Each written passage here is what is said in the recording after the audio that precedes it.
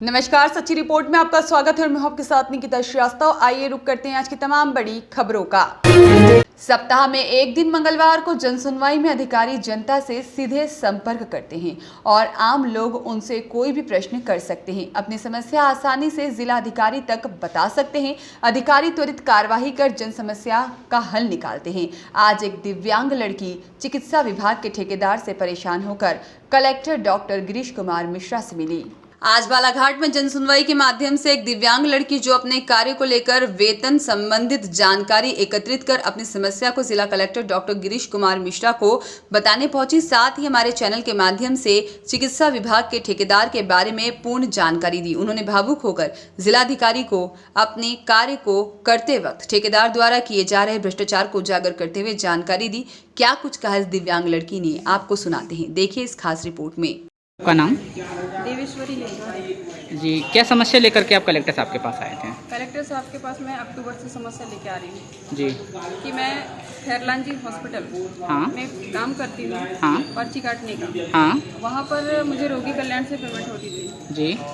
तो मैं collector sir के पास यही गुजारिश लेके आई अपनी कि ज़्यादा नहीं तो सर मैं विकलांग में हूँ तो मुझे कलेक्टर दर पर पेमेंट दिया जाए। कलेक्टर सर इसको इग्नोर करते रहे, कुछ भी ये नहीं हुआ।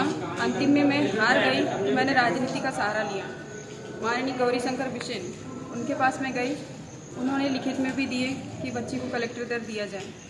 उसको देखने के बावजूद भी कलेक्टर सर कुछ नहीं किया। फिर मना किया और मेरे को सीधा ठेकेदारी में डाल दिया। ठेकेदारी में डाले सुरक्षा गार्ड में, जिसके ठेकेदार है निशित श्रीवास्तव। उन्होंने फिर मुझे पहली बार जब CMO ऑफिस में मिले थे तो उन्होंने कहा कि सैलरी 8,000 रहेगी, उसमें से PF वगैरह कट के 6,000 कुछ डालेगी, लेकिन वो मुझे अपनी सैलरी नहीं दे रहे। जब पहली बार मैं अपना पे डाटा छोड़ने गई तो वो मुझे साफ मना कर दिए। बोलने लगे कि बोले नहीं मैडम, आपका मैं PF नहीं काटूंगा, दूसरी बार मैं आपको पेमेंट 5,000 के ऊपर नहीं दूंगा। फिर उसके बाद CM आए थे बालाघाट में, तो मैं CM से 22 जून को मिली। CM सर ने भी कलेक्टर, मैंने सारी बातें रखी तो कलेक्टर सर को उन्होंने भी कहा कि बच्ची हैंडीकेप में है, इनका काम करके दो। उनके सामने कलेक्टर महोदय ने हाँ तो बोल दिए, लेकिन जब दूसरे दिन मुझे ऑफिस में बुलाया गया तो मैं जब यहाँ आई तो तब वो मुझे ये कहने लगे, हमारे BMO सर को फ़ोन करते हैं कि लड़की CM के सामने खड़ी होती तो इनको समझाओ, इनको मतलब मुझे दबाने की कोशिश की जा रही थी। तो फिर उसके बाद उन्होंने मुझे, सर ने भी कहा कि बेटा आप इस टाइप से मत ये करो करके। मैंने कहा सर मेरा अधिकार है, मैं अपने अधिकार के लिए लड़ूंगी। उसके बाद में इन्होंने बोला कलेक्टर सर ने कि बोले आपका जो PF वगैरह कटना है वो हम कटवा देंगे और चालू करवा देंगे। तो मैंने कहा सर मैं ठीक है, मैंने कहा चलो ठीक है, वहाँ पे भी पेमेंट मेरी सही मिल जाए मेरे को तो मैं खुश हूँ, लेकिन वहाँ भी कुछ नहीं हुआ। अभी जब मेरे 3 महीने की सैलरी नहीं डली थी और जब उसको सैलरी डालने के लिए बोला गया, सैलरी डाला उसने ज़रूर, 17,700 कुछ रुपये डाला, वो हुई थी 5,900 रुपये के हिसाब से। लेकिन फिर 2 दिन के बाद मैंने 2 दिन तक नहीं निकाली अपनी सैलरी। मैंने कहा 2 दिन के बाद निकालूंगी। जब अकाउंट से निकालने जा रही हूँ तो अकाउंट में पूरा नहीं, पैसे ही गायब।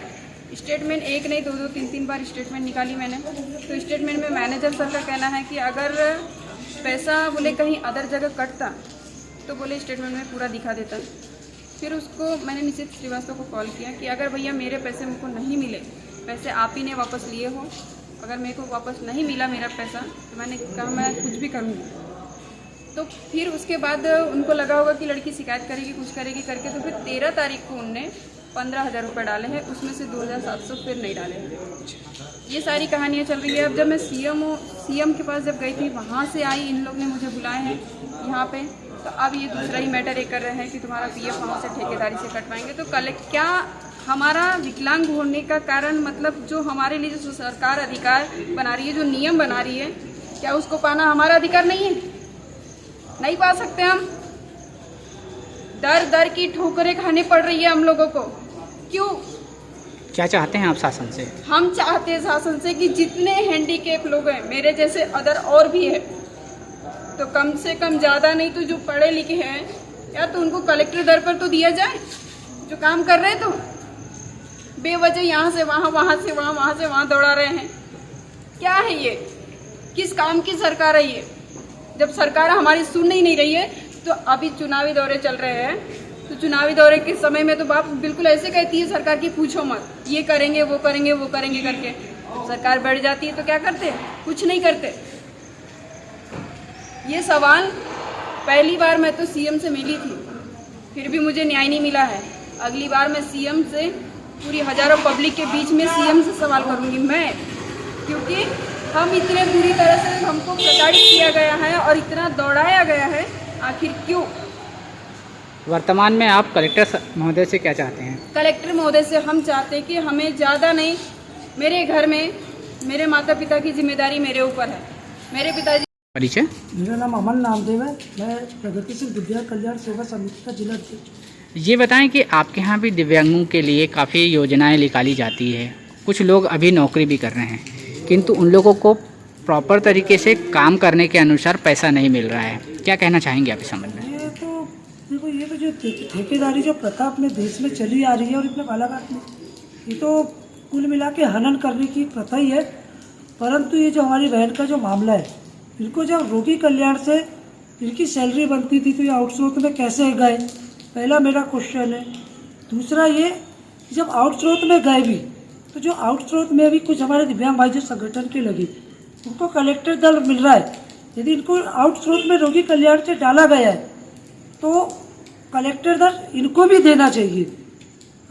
और एक और बात ये कि जब रोगी कल्याण में, मेरी बहन ने अभी बताई कि रोगी कल्याण में जब पोस्ट नहीं थी तो इनके बदले दूसरे की पोस्टिंग हो गई। तो जब वहाँ पे जब पोस्ट नहीं थी और ये ऑलरेडी कर रहे थे तो इनको निकाल के अगले को लाने के पीछे मनसा क्या है? या अधिकारियों ने कुछ अपना जेब गरम किया होगा, या फिर ये चाहते होंगे कि दिव्यांग कहीं भी काम ना कर सके और उसका कोई स्वाभिमान ना बचे। भाई ये बहन की ये भी जो बात है, इसको लेके मैं माननीय कमिश्नर महोदय जबलपुर के पास इसकी कंप्लेंट करूँगा और संगठन से मैं बहन को आश्वस्त करता हूँ कि संगठन पूरा बहन के साथ है। क्या चाहते हैं आपके शासन प्रशासन से? मैं शासन से मांग करूँगा कि दिव्यांग बहन का पूरा काम जो नियम के अनुसार है, यदि पहले रोगी कल्याण से बनती थी तो नियम के अनुसार उसको रोगी कल्याण से देना चाहिए, आउटसोर्स में डालना नहीं चाहिए। यदि आपने आउटसोर्स में डाला है तो उसको कलेक्टर